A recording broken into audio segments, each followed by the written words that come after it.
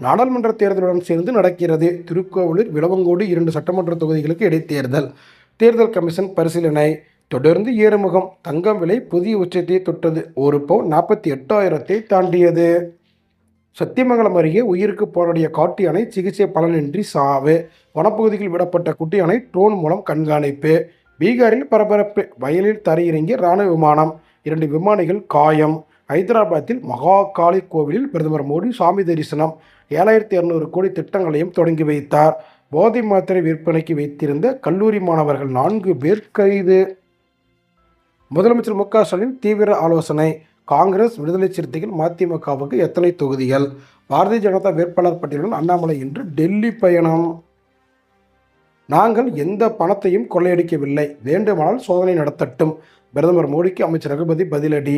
தனுஷ்கோடி வழியாக இலங்கைக்கு கடத்த முயன்ற 108 கோடி போதைப்